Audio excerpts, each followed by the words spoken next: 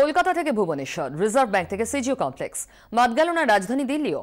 কেন্দ্র বিরোধী বিক্ষোভকে সর্বস্তরে নিয়ে গেল তৃণমূল কংগ্রেস। নোট বিরোধী প্রতিবাদ এবং রোজভ্যালি কাণ্ডে সুদীপ ও তাপস গ্রেফতার। তৃণমূলের দাবি দুটো ঘটনা আলাদা নয়, পরস্পর সম্পর্কযুক্ত।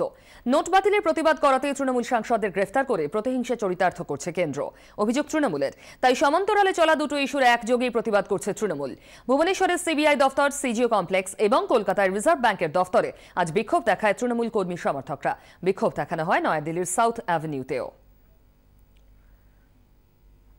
দিল্লিতে আর গেরিলা আন্দোলন নয়, নোট বাতিলের প্রতিবাদে এবার কৌশল বদলে বিক্ষোভ আন্দোলনের সিদ্ধান্ত তৃণমূল কংগ্রেসের। সকাল থেকে দিল্লির সাউথ অ্যাভিনিউতে বিক্ষোভ অবস্থানে বসেছেন দলের সাংসদরা, কিন্তু সেখানেও সমস্যা। তৃণমূল সাংসদদের অভিযোগ, সাউথ অ্যাভিনিউগামী রাস্তা ঘিরে রেখেছে দিল্লি পুলিশ। শান্তিপূর্ণ আন্দোলন করা সত্ত্বেও কার্যত তাদের ঘেরাও করে রাখা হয়েছে, অভিযোগ তৃণমূল সাংসদ কাকলি ঘোষ দস্তিদারের।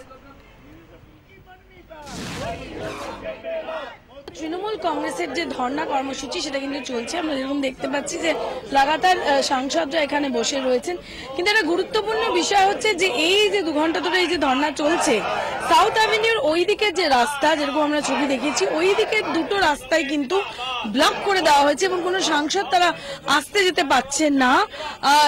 যাদের দরকার হচ্ছে, যারা কাজে যাচ্ছে, কোনো রকম লোকজন কিন্তু এই দুটো দিক থেকে আসতে যেতে পারছেন। আমাদের সঙ্গে রয়েছেন কাকলি ঘোষ দস্তিদার, তার সঙ্গে কথা বলবো। কাকলিদি, এটা বলুন যে রাস্তার কি অবস্থা বাইরে? দেখুন, আমরা নেত্রী মমতা বন্দ্যোপাধ্যায়ের নির্দেশে সর্বভারতীয় তৃণমূল কংগ্রেস ভারতব্যাপী শান্তিপূর্ণ গণতান্ত্রিক ধর্নার আয়োজন করা হয়েছিল এবং তাতে আমরা অংশগ্রহণ করেছিলাম। দিল্লির বুকে সাংসদরা ধর্নায় বসেছেন। যে 60 দিন হয়ে গেল ভারতবর্ষের আপামর জনতা অত্যন্ত কষ্টে আছেন, কেননা 85% নোট হঠাৎ করে বাতিল হয়ে গেছে। উনি বলেছিলেন, প্রধানমন্ত্রী, যে 50 দিন পরে সুরাহা হবে। 60 দিন হয়ে গেল, হয়নি সুরাহা। গরিব মানুষ, ক্ষেত মজুর, কৃষক, চাষি, ছোট ব্যবসায়ী এবং গৃহবধূ সকলেই সংসার চালাতে একেবারে নাকাল হচ্ছে।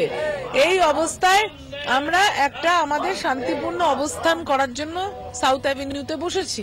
এর সঙ্গে কি রাজনৈতিক প্রতিহিংসাটাও আছে? আজকে দুটোই আছে। আমরা মূলত যে নোটবন্দি নিয়ে আমরা প্রতিবাদ করছি, সেই প্রতিবাদটার প্রতিহিংসা নিতেই কিন্তু আমাদের এমপিদেরকে গ্রেপ্তার করা হয়েছে। কিন্তু আমরা দেখলাম যে হঠাৎ করে এই শান্তিপূর্ণ অবস্থানকে সম্পূর্ণভাবে ঘিরে নিয়েছে দিল্লি পুলিশ। 8-10টা বাস মিলিটারি এসেছে এবং তারা আমাদের যে শান্তিপূর্ণ প্রতিবাদ এর চারদিকটা ঘিরে, রাস্তাকেও ঘিরে দিয়েছে। আমাদেরকে যেতেও দিচ্ছে না, আসতেও দিচ্ছে না। আজকে আপনাদের ট্যাকটিক্সটা চেঞ্জ হলো কেন? গরিলা ট্যাকটিক্স ছিল, আজকে পুলিশকে আপনারা চিঠি দিয়ে জানিয়েছেন, এই ট্যাকটিক্সটা চেঞ্জ হলো কেন? দেখুন, রাজনৈতিক প্রক্রিয়ার কতগুলো ধাপ থাকে। কখনো সেটা আন্দোলন, কখনো মিছিল, কখনো অবস্থান, কখনো মিটিং, এটা তারই একটা অঙ্গ। নোট বাতিল একটা বড় ইস্যু হয়ে দাঁড়িয়েছে, তার পাশাপাশি রাজনৈতিক প্রতিহিংসা বলছে।